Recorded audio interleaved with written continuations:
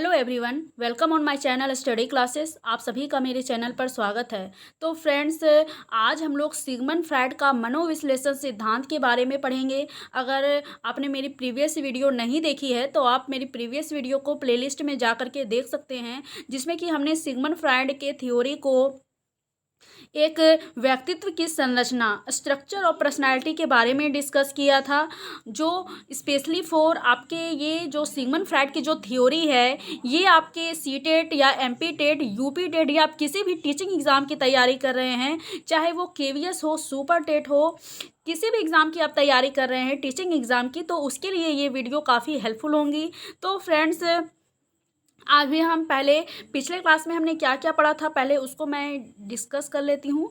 मैं जो बोल रही हूँ उसको आप अपने नोटबुक में ज़रूर नोट करें। जैसे कि पिछले क्लास में हमने ये जाना कि सिगमंड फ्रायड जो थे वो इन्होंने जो मनोविश्लेषण का सिद्धांत इन्होंने दिया था, साइको एनालिटिक थ्योरी, जिसमें कि इन्होंने साइको एनालिटिक थ्योरी को इन्होंने 3 भागों में बांटा: structure of personality, dynamics of personality, फिर डेवलपमेंट ऑफ पर्सनालिटी। जिसमें कि पिछले क्लास में हमने एक टॉपिक को कवर किया था, structure of personality. Structure of personality के अंतर्गत 2 मॉडल्स आते हैं। पहला तो है टोपोग्राफिकल मॉडल और दूसरा है डायनेमिक और स्ट्रक्चर मॉडल। टोपोग्राफिकल मॉडल में हमने कॉन्शियस, सबकॉन्शियस और अनकॉन्शियस के बारे में जाना। इसके बाद हमने डायनेमिक और स्ट्रक्चर मॉडल के बारे में देखा, जिसमें कि हमने इसमें ईड, ईगो और सुपर ईगो, इसके बारे में जाना। तो फ्रेंड्स, आज के क्लास में हम लोग डायनेमिक ऑफ पर्सनालिटी, आज के क्लास में हम लोग इसका जो सेकंड टॉपिक है डायनेमिक ऑफ पर्सनालिटी, इसके बारे में हम जानेंगे और आगे इसको कवर करेंगे। तो फ्रेंड्स, अब हम क्लास को स्टार्ट करते हैं। जैसे कि डायनेमिक ऑफ पर्सनालिटी, जिसे कहते हैं व्यक्तित्व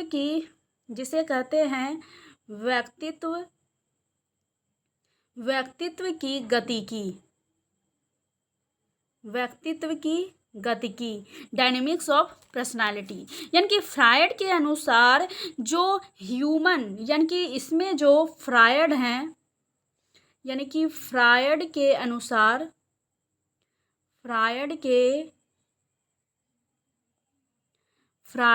अनुसार जो ह्यूमन ऑर्गेनिज्म हैं, ह्यूमन ऑर्गेनिज्म यानी कि जो मानव जीव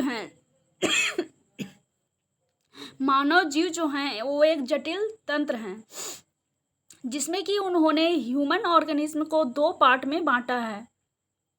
एक तो है साइकोलॉजिकल एनर्जी, एक है साइकोलॉजिकल एनर्जी, और सेकेंड है मेंटल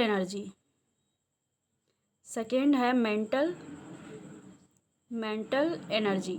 साइकोलॉजिकल एनर्जी जिसमें कि शारीरिक ऊर्जा, ठीक है। साइकोलॉजिकल एनर्जी संबंधित है शारीरिक क्रियाएं से, ठीक है। जो शारीरिक क्रियाएं हैं, जैसे कि दौड़ना,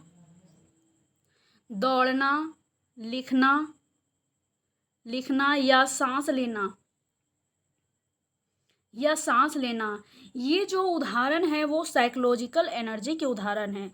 यानी कि जो क्रियाएं शारीरिक होती हैं, ठीक है, शारीरिक जितनी भी क्रियाएं होती हैं वो सभी साइकोलॉजिकल एनर्जी के अंतर्गत आती हैं। इसके बाद आइए हम आगे देखते हैं, मेंटल एनर्जी के बारे में जानते हैं। यानी कि जितनी भी मानसिक क्रियाएं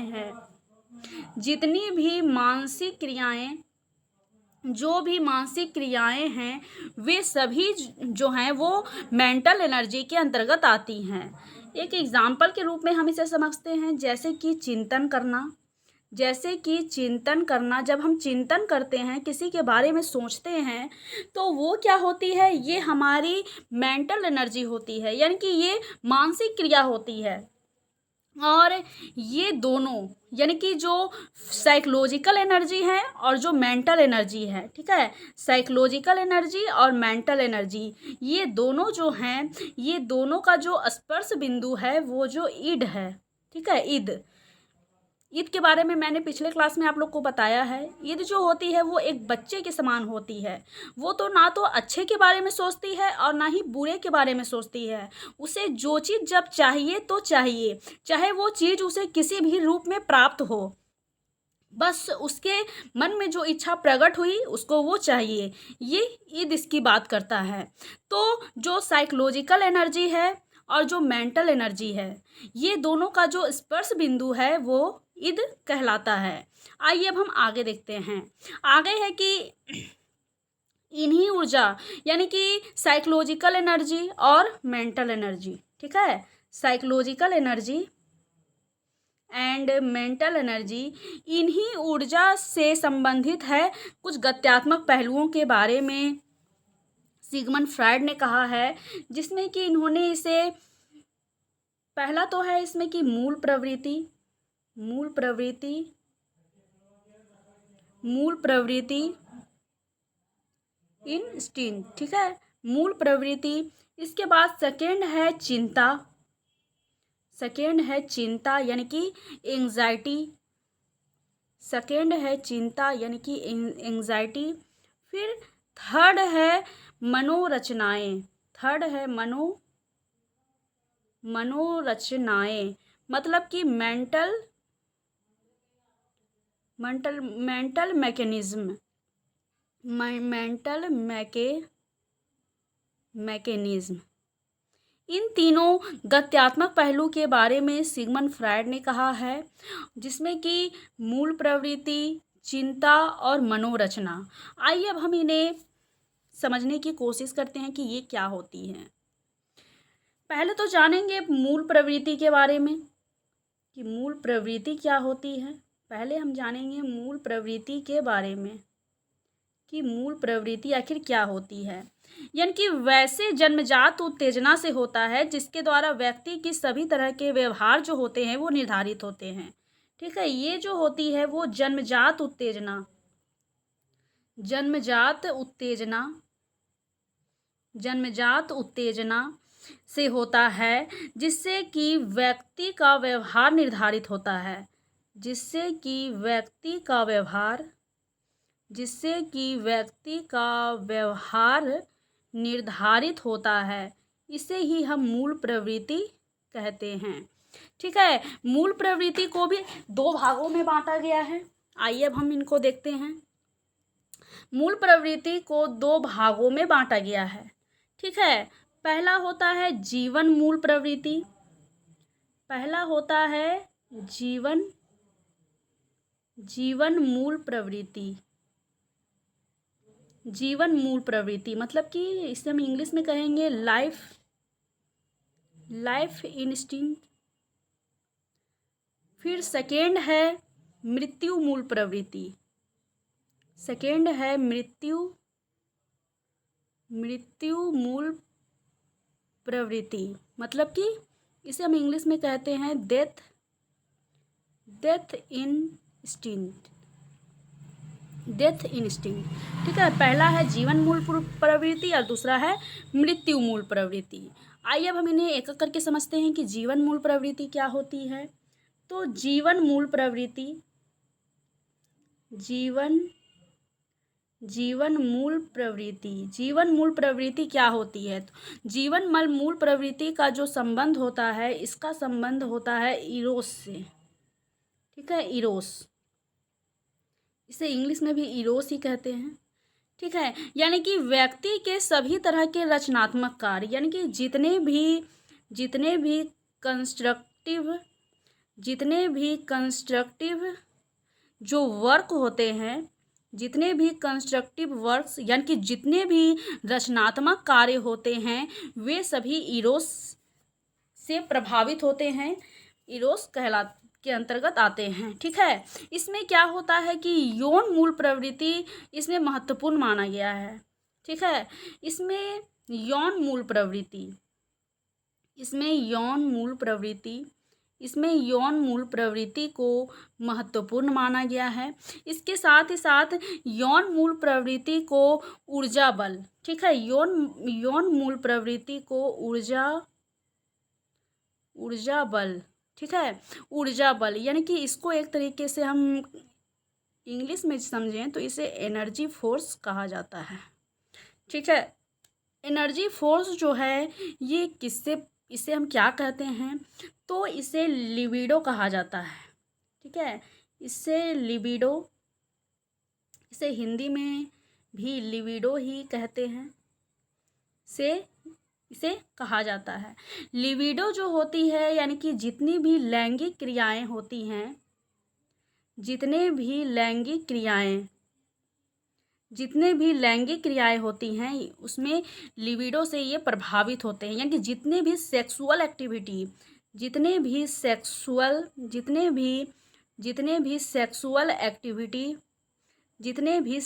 एक्टिविटीज़ जो होती हैं वो लिबिडो से प्रभावित होती हैं, यानी कि ये लिबिडो के रूप में होती हैं। तो फ्रेंड्स, हमने ये देखा कि जीवन मूल प्रवृत्ति क्या होता है, ये इरोस से प्रभावित होता है। जीवन मूल प्रवृत्ति जो होती है वो इरोस से प्रभावित होती है। जीवन मूल प्रवृत्ति क्या होता है कि ये कंस्ट्रक्टिव वर्क, यानी कि जितने भी रचनात्मक कार्य जो होते हैं, खुशी के कार्य जिसमें सम्मिलित होते हैं, वे सारे जीवन मूल प्रवृत्ति के अंतर्गत आते हैं। इसके साथ ही साथ इसमें यौन मूल प्रवृत्ति जो इरोस है ना, इसमें जो यौन मूल प्रवृत्ति जो है, यानी कि जो सेक्स से संबंधित होते हैं, वो भी इसके अंतर्गत आते हैं। यानी कि यौन मूल प्रवृत्ति के ऊर्जा के बल जो इसमें कि लैंगिक क्रियाओं के रूप में ये होते हैं, यानी कि ये सेक्सुअल एक्टिविटी के रूप में होते हैं। आइए अब हम आगे देखते हैं। आगे है मृत्यु मूल प्रवृत्ति। सेकेंड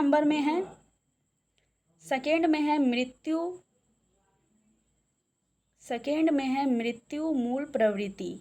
मृत्यु मूल प्रवृत्ति में क्या होता है, मृत्यु मूल प्रवृत्ति जो होती है वो किससे संबंधित है, तो ये थैनाटोस से संबंधित होती है। इंग्लिश में भी इसे थैनाटोस ही कहा जाता है। यानी कि जितने भी तरह के ध्वंसात्मक कार्य हैं, जिसकी दुख हुआ है ना, निराशा हुआ, ये सारे जितने भी ध्वंसात्मक कार्य हैं या ध्वंसात्मक कार्य प्लस जितने भी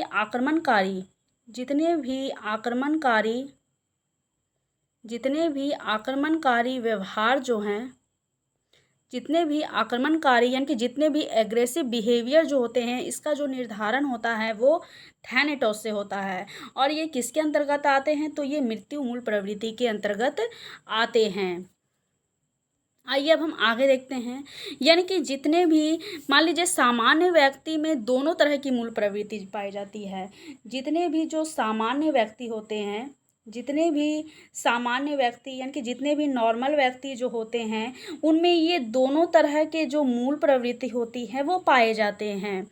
ठीक है। लेकिन सामान्य व्यक्ति जो क्या होता है कि दोनों के बीच वो बैलेंस को बनाकर चलता है।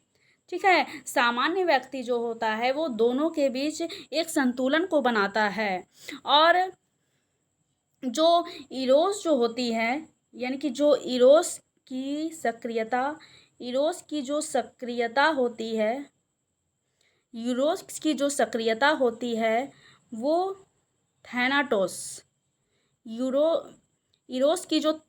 होती है वो थैनाटोस से अधिक होती है। ठीक है। यानी कि थैनाटोस से अधिक होती है इरोस की सक्रियता। आइए अब हम आगे देखते हैं। आगे है एंग्जाइटी। इसका जो सेकेंड पॉइंट है, एंग्जाइटी मतलब कि चिंता। पहले हम जानेंगे कि एंग्जाइटी जो होती है ये किससे संबंधित होती है। एंग्जाइटी जो होती है वो भावात्मक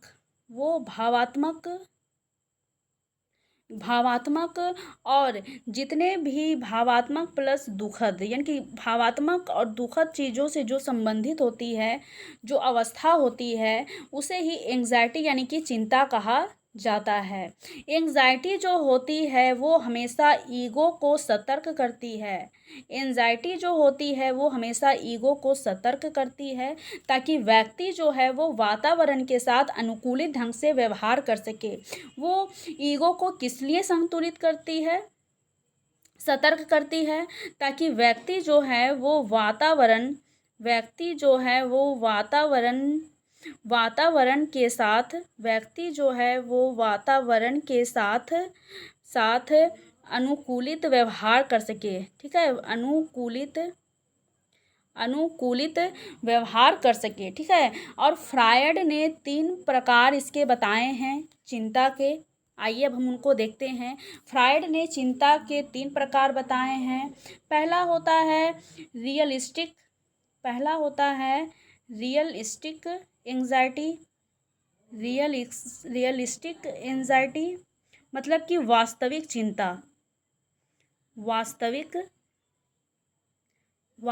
चिंता। दूसरा होता है तंत्रिका तापी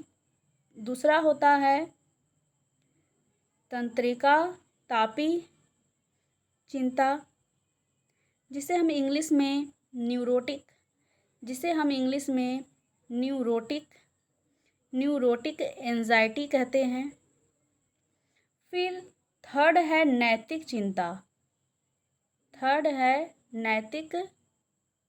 नैतिक चिंता, जिसे हम कहते हैं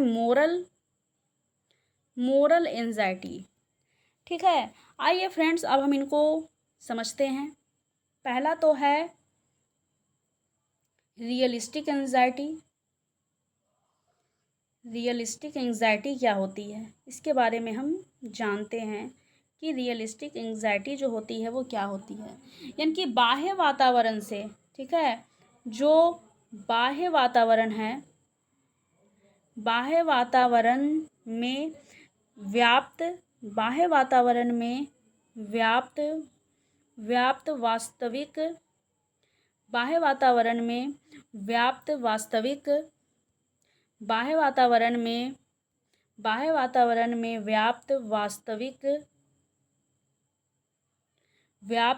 वास्तविक खतरा, जो वास्तविक खतरा के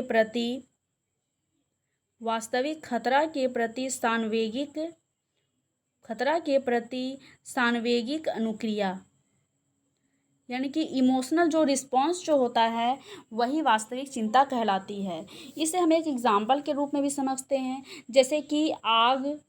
ठीक है, इसे हम एक एग्जाम्पल के रूप में भी समझते हैं, जैसे कि आग अगर जब लग जाती है तो क्या होता है, ये हमारी बाह्य वातावरण से जो वास्तविक जो हमें खतरा महसूस होता है, इसके कारण जब हमें चिंता उत्पन्न होती है तो ये रियलिस्टिक एंग्जाइटी कहलाती है। मान लीजिए जब हम सांप देख लेते हैं तो सांप को देख करके क्या होता है, हम पूरा डर जाते हैं कि कहीं वो हमें काट ना ले, जिससे कि हमारी मृत्यु ना हो जाए। तो ये क्या है, ये भी बाह्य वातावरण से व्याप्त वास्तविक खतरा है, जिसके कारण क्या होता है, हमें वास्तविक चिंता उत्पन्न हो जाती है। ठीक है, इसके साथ ही साथ भूकंप हुआ या जब अंधड़ तूफान जब आते हैं तो इनसे जो चिंता उत्पन्न होती है ये रियलिस्टिक एंजाइटी कहलाती है। आई होप मैंने जो समझाया है आप लोग को समझ में आया हो। आइए अब हम सेकेंड नंबर में देखते हैं। सेकेंड नंबर है न्यूरोटिक एंजाइटी। इसमें क्या होता है कि व्यक्ति को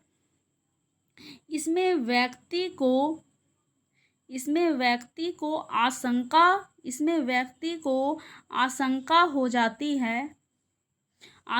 हो जाती है कि ईगो जो है ईगो ईड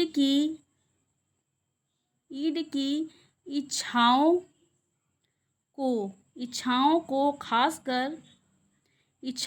खासकर जो उनकी यौन इच्छा होती है, खासकर उनकी जो यौन इच्छा या उनकी जो आक्रामक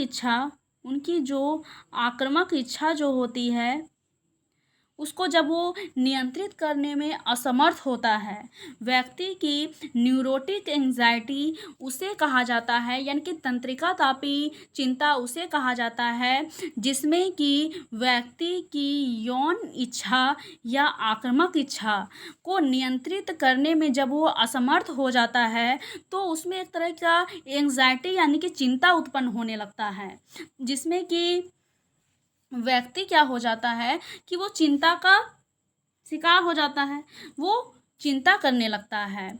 अब आगे है मोरल एंजाइटी। तीसरा नंबर है मोरल एंजाइटी, यानी कि नैतिक चिंता। इसके अंतर्गत क्या होता है कि जब व्यक्ति के ईगो को सुपर ईगो से दंड दिए जाने की धमकी मिलती है। ठीक है, दंड दिए जाने की धमकी मिलती है तो इसे हम नैतिक चिंता कहते हैं। इसे हम एक एग्जाम्पल के रूप में समझ सकते हैं, जैसे कि जब व्यक्ति का ईद जो होता है वो अनैतिक विचार या आवेग को कोई रूप देता है तो ईगो जो होता है, ईगो को यानी कि सुपर ईगो दंड देता है, जिसमें कि व्यक्ति में दोष भाव उत्पन्न होता है कि उसे ये कार्य नहीं करना चाहिए, ये करना तो गलत था। तो ये सारे विचार जो हैं उसके मन में आने लगते हैं, उसमें एक तरीके का आत्मदोष उत्पन्न हो जाता है, जिसे ही हम मोरल एंजाइटी कहते हैं। ये तीनों चिंता जो है वो एक दूसरे से किसी न किसी रूप में अंतर संबंधित होती हैं, जो एक चिंता जो है वो दूसरे चिंता को जन्म देती है। तो आप इस बात को ध्यान में रखें, क्योंकि ये सारे जो एग्ज़ाम में के पॉइंट ऑफ व्यू से आपके लिए काफ़ी इम्पॉर्टेंट है। तो आप अपने इसे नोटबुक में ज़रूर इंक्लूड करें, क्योंकि ये आपके लिए काफ़ी इम्पॉर्टेंट है। आइए अब हम आगे देखते हैं। आगे है तीसरा पॉइंट। ठीक है, इसका जो तीसरा पॉइंट है ईगो डिफेंस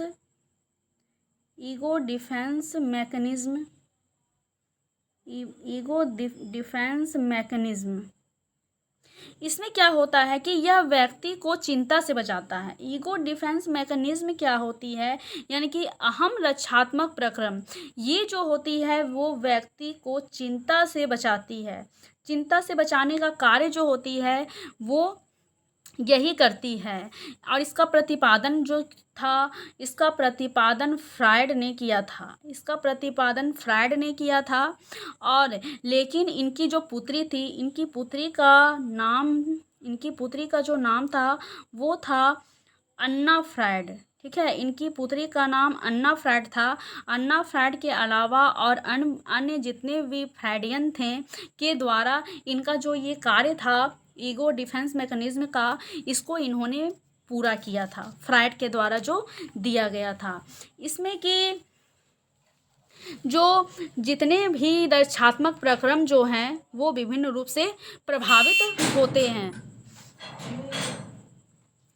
जिसमें कि आगे हम देखेंगे। इसमें है दमन।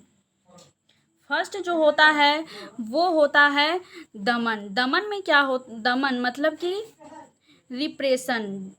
दमन मतलब कि इसमें होता है रिप्रेशन। इसमें क्या होता है कि जितने भी चिंता, तनाव, मानसिक संघर्ष, और मानसिक संघर्ष उत्पन्न करने वाले जितने भी असामाजिक और अनैतिक जो इच्छा होती है को चेतना से हटाकर यह व्यक्ति के चेतन में कर देता है। ठीक है, यानी कि एक तरीके से कहा जाए कि ये चयनात्मक विस्फोटन की घटना इसे कहा जाता है। यानी कि जो भी हमारे मन में चिंता उत्पन्न होती है या जो तनाव या जो मानसिक संघर्ष जो उत्पन्न होता है, यानी कि जितने भी जो असामाजिक या अनैतिक इच्छा जो व्यक्ति में उत्पन्न होती है वो चेतन से हटकर वो अचेतन में कर देता है, इसे ही दमन यानी कि रिप्रेशन कहा जाता है। अब सेकेंड है यौक्तिकरण यानी कि रेशनलाइजेशन। सेकेंड नंबर है रेशनलाइजेशन, सेकेंड नंबर में है रेशनलाइजेशन। आइए अब हम इनको समझते हैं कि इसमें क्या होता है। इसमें जो होता है कि व्यक्ति अपने अयुक्ति संगत व्यवहारों को युक्ति संगत तर्क में बदल देता है और अपने मानसिक संघर्ष को वो दूर करने की कोशिश करता है। यानी कि इसमें व्यक्ति का जो युक्ति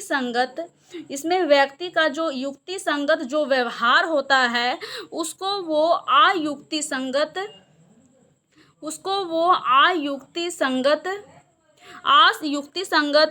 व्यवहार में बदल कर अपना जो उसका मानसिक संघर्ष, उसमें जो मेंटल जो चिंता उनमें उत्पन्न होती है, इसको वो दूर करने का प्रयास करता है। इसके बाद तीसरा नंबर है प्रतिक्रिया निर्माण यानी कि रिएक्शन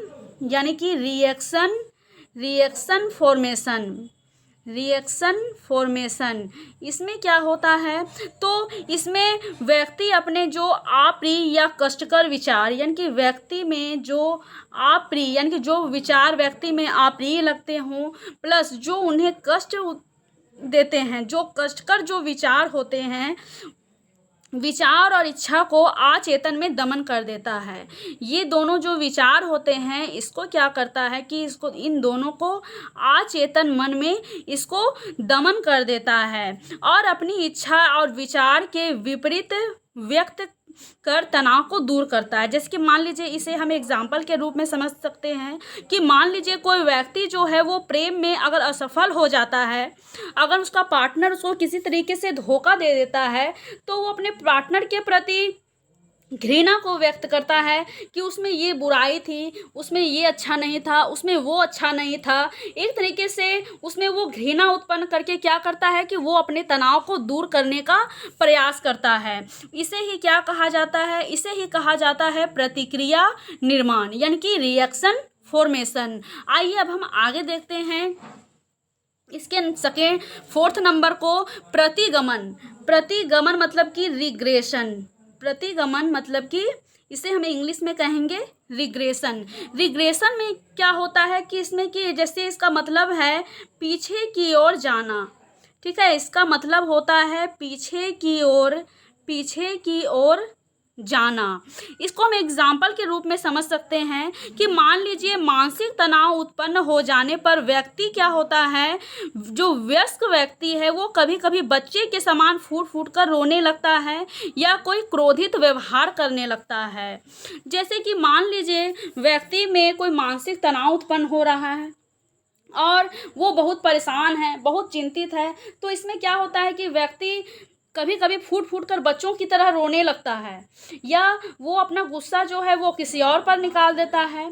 इसे एक और एग्जाम्पल के रूप में हम समझ सकते हैं कि एक शादीशुदा लड़की का, जैसे कि मान लीजिए अगर वो जीन्स टॉप पहन रही है तो एक तरीके से ये क्या हुआ कि एक प्रतिगमन का उदाहरण हो गया। एक शादीशुदा महिला है और वो क्या है कि वो जीन्स टॉप अगर पहनना चाह रही है तो एक तरीके से इसे हम प्रतिगमन का उदाहरण कहेंगे कि उस चीज़ को वो दूसरे में अगर कन्वर्ट कर दे तो इसको हम एक तरीके से रिग्रेशन कहते हैं। फिर इसके बाद फिफ्थ नंबर में है प्रक्षेपण मतलब इसको हम इंग्लिश में कहते हैं प्रोजेक्शन। प्रोजेक्शन में क्या होता है कि दूसरे पर आरोपित करके व्यक्ति क्या करता है कि अपने तनाव को कम करने की कोशिश करता है। दूसरे पर अपने तनाव को उत्पन्न करके वो अपने जो तनाव है, जो चिंता उसमें उत्पन्न हुई है, उसको वो कम करने की कोशिश करता है। इसे हम एक एग्जाम्पल के रूप में समझ सकते हैं कि मान लीजिए कोई छात्र है, वो परीक्षा में अगर फेल हो जाता है या उसका कम नंबर आता है तो वो क्या कहता है कि कठिन प्रश्न आने के कारण वो एग्ज़ाम में फेल हो गया, एग्ज़ाम का पेपर ही इतना कठिन था कि इस क्वेश्चंस को सॉल्व करना मुश्किल था। तो इस तरीके से व्यक्ति क्या करता है कि अपना तनाव जो है उसको वो किसी पर आरोपित कर देता है कि क्वेश्चन ही कठिन थे जिसके कारण मैं एग्ज़ाम में फेल हो गया। तो इसे हम प्रोजेक्शन कहते हैं। इसके बाद 6 नंबर में है विस्थापन मतलब कि डिस्प्लेसमेंट, जिसको हम इंग्लिश में कहते हैं डिस्प्लेसमेंट। जिसे हम कहते हैं डिस्प्लेसमेंट। इसमें क्या होता है कि व्यक्ति में जो संवेग होती है, व्यक्ति में जो संवेग प्लस उसके अंदर जो प्रेरणा होती है, उसके अंदर को प्रेरणा जो होती है को किसी वस्तु या विशेष व्यक्ति से अचेतन रूप से हटाकर दूसरे व्यक्ति या वस्तु से वो संबंधित कर लेता है। इसे मान लीजिए हम एक एग्जाम्पल के रूप में समझ सकते हैं कि जब पिता द्वारा पिटाई होने पर बालक द्वारा अपने छोटे भाई को पीटना। मान लीजिए एक बालक जो है उसको उसके पिताजी ने पीट दिया, तो बालक क्या करेगा? अब वो गुस्सा से अपने पिताजी को तो नहीं पीट सकता है, लेकिन वो गुस्सा क्या किया कि वो अपने भाई पर निकाल दिया। वो पिटाई तो खाया अपने पिताजी से, लेकिन वो पिटाई खाया पिताजी से और उसका गुस्सा वो अपने छोटे भाई पर को पीट करके निकाल दिया। तो इसे ही कहेंगे हम डिस्प्लेसमेंट। ठीक है, तो ये सारी जो प्रक्रियाएं जो हैं वो एंग्जाइटी के अंतर्गत आती हैं और एक तरीके से ये एंग्जाइटी को कम करने का एक उपाय है। जो ये 6 जो पॉइंट मैंने अभी आपके सामने डिस्कस किया, पहला तो दमन, जिसे हम इंग्लिश में रिप्रेशन कहते हैं। इसके बाद है युक्तिकरण, रेशनलाइजेशन। फिर है थर्ड नंबर में है रिएक्शन फॉर्मेशन। फोर्थ नंबर में है रिग्रेशन। फिफ्थ नंबर में हमने देखा प्रोजेक्शन के बारे में। इसके बाद हमने जाना डिस्प्लेसमेंट के बारे में कि किस तरीके से व्यक्ति जो है वो अपने तनाव और संवेग को अपने कंट्रोल करने का कोशिश करता है, अपने तनाव को कम करने की कोशिश करती है। और इन प्रक्रम से व्यक्ति अपने आप को बाह्य और आंतरिक, ठीक है, ये जितने भी प्रक्रम जो हमने अभी डिस्कस किए हैं, इसमें क्या है कि व्यक्ति जो है वो बाह्य के साथ साथ आंतरिक, बाह्य के साथ साथ उसमें जो आंतरिक तनाव जो उत्पन्न होती है, इससे वो अपने आप को बचाता है। तो फ्रेंड्स, आज हमने इसके सेकेंड पॉइंट, फ्राइड की थ्योरी के सेकेंड पॉइंट को आज हमने डिस्कस किया, जो आपके एग्ज़ाम के पॉइंट ऑफ व्यू से काफ़ी इम्पॉर्टेंट है, जिसमें कि आज हमने डायनेमिक्स ऑफ पर्सनालिटी को पूरा कवर कर लिया है। तो फ्रेंड्स, अब हम नेक्स्ट वीडियो में इसका जो तीसरा जो टाइप है उसको हम देख लेंगे। तो फ्रेंड्स, अगर आज की वीडियो आपको अच्छी लगी हो तो इसे आप लाइक करें, एंड अगर आप मेरे चैनल पर नए हैं तो मेरे चैनल को सब्सक्राइब करें। आज के लिए बस इतना ही। Thank you.